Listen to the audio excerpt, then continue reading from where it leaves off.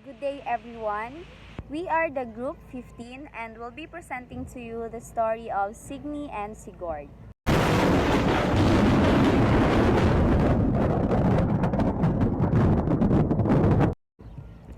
Sigurd is the most famous of Norse heroes. His story is largely that of the hero of the Nibelungen lead, Siegfried. He plays the chief part in the Volsung saga, the Norse version of the German tale which Wagner's operas have made familiar. I have not gone to it, however, for my story, but to the Elder Edda, where the love and death of Sigurd and Brynhild and Gudrun are the subject of a number of the poems. The saga's all prose tales are of later date. Signy's story is told only in the Volsunga saga. Signy was the daughter of Volsung and the sister of Sigmund. Her husband slew Volsung by trickery and captured his sons. One by one, he chained them at night to where the wolves would find them and devour them. When the last, who was Sigmund, was brought out and chained, Signy had devised a way to save him. She freed him, and the two took a vow to avenge their father and brothers. Signy determined that Sigmund should have one of their own blood to help him, and she visited him in disguise and spent 3 nights with him. He never knew who she was when the boy who was born of their union was of an age to leave her. She sent him to Sigmund, and the two lived together until the lad, his name was Sinfjotli, was grown to manhood. All this time, Signy was living with her husband, bearing him children, showing him nothing of the one burning desire in her heart to take vengeance upon him. The day for it came at last. Sigmund and Sinfjotli surprised the household. They killed Signy's other children. They shot her husband in the house and set fire to it. Signy watched them with never a word. When all was done, she told them that they had gloriously avenged the dead, and with that she entered the burning dwelling and died there. Through the years, while she had waited, she had planned when she killed her husband to die with him. Clytemnestra would fade beside her if there had been a Norse Aeschylus to write her story. The story of Siegfried is so familiar that that of his Norse prototype, Sigurd, can be briefly told. Brynhild, a Valkyrie, has disobeyed Odin and is punished by being put to sleep until someone shall wake her. She begs that he who comes to her shall be one whose heart knows no fear, and Odin surrounds her couch with flaming fire with only a hero will brave. So, diri nga part is si Brynhild ang babae. So, si Odin, amo na siya ang king, nga niya sang punish si Brynhild kay nag-disobey siya. So, ang iya nga punishment ay ging pabilugan sa sang fire tapos makatulog lang sa couch. So, kumbaga may maligtas lang sa iyang nga tao, amo to si Sigmund, amo to siya ang dapat ang makaligtas na sa iya is hero, strong, or brave. Amo na nga dapat ang makaligtas na sa iya is may kakayahan gid siya. So si Sigmund, amo na siya ang may kabayo siya nga kumbaga naligtas siya that time si Brynhild. So that time man lipay-lipay gid si Brynhild kay nakaligtas siya dito sa fire sa iyang sa kay Odin kundi siya punish. So, Sigurd, the son of Sigmund, does the deed. He forces his horse through the flames and wakens Brynhild, who gives herself to him joyfully because he has proved his valor in reaching her. Some days later, he leaves her in the same far-region place. So, kumbaga dire is, among ito ginambal ko nga ginligtas ni Sigmund si Brynhild dito sa kalayo. So, yung gamit ang iyang kabayo. So, kumbaga nag-happy man si Brynhild nga naligtas siya dahil sa punishment. So, pila ka days is naging happy-happy na sila daw. But si Sigmund is naglakat siya. Nagdesisyon siya nga malakat siya. Pero naghambal man siya kay Brynhild nga mabalik siya. So, Sigurd goes to the home of the Ginkos where he swore brotherhood with the king Gunnar. Grimhild, Gunnar's mother, wants Sigurd for his daughter Gudrun and gives him a magic potion which makes him forget Brynhild.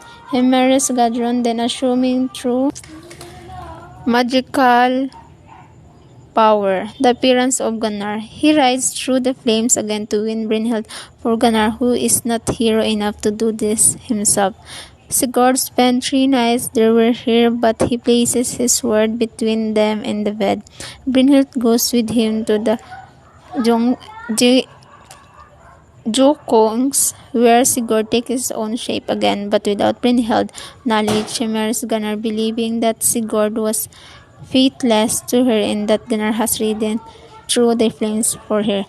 So, diba during a time is nagdesisyon siya si Sigmund kay Brynhild nga may katuan na siya pero mabalik man siya. So, naglakat siya sa kaharian sa sa Gunnar nga homes dito sa kumagahari na sila abe. So, naglakat siya dito kag nagara siya sa agreement. Tapos, ang agreement sa to is nang magpakasal. Basta may ara sila sang agreement, dalawa sang hari. So, si Sigmund, nagbalik na siya sa place kundiin si Brynhild. So, pag-abot dito is nagtulog sila baga 3 nights and 3 days daw mo sila. Pero, nakaisip si Gunnar nga nag-disobey man Japon si Sigmund sa ilang agreement. So, naisip niya nga unfaithful daw si Sigmund sa kung ano man ang ilang nakapagsunduan. So, nag-isip si Gunnar nga nang patyon si Sigmund dahil sa amo sa tunga natabo. Pero kumaga may araman sila agreement, hindi niya pwede patyon si Sigmund. So ang ginhambalan niya iya nga utod nga patyon na lang si Sigmund. In a quarrel with Gudrun, she learns the truth and she plans her revenge. She tells Gunnar that Sigurd broke his oath to him, that he really possessed her those 3 nights when he declared that his words lay between them, and that unless Gunnar kills Sigurd, she will leave him. So, diri nga part is, ginsugo ni Gunnar ang iya nga manghod nga patyon si Sigmund. So, after sinais napatay gid man ni sa manghod ni Gunnar ang si Sigmund. So, pagbugtaw sa to ni Brynhild, nakita yan na lang si Sigmund is damo-damo na sang dugo. That's all. So, next reporter. Gunnar himself cannot kill Sigurd because of the oath of brotherhood he has sworn. But he persuades his younger brother to slay Sigurd in his sleep, and Gudrun wakes to find her husband's blood flowing over her.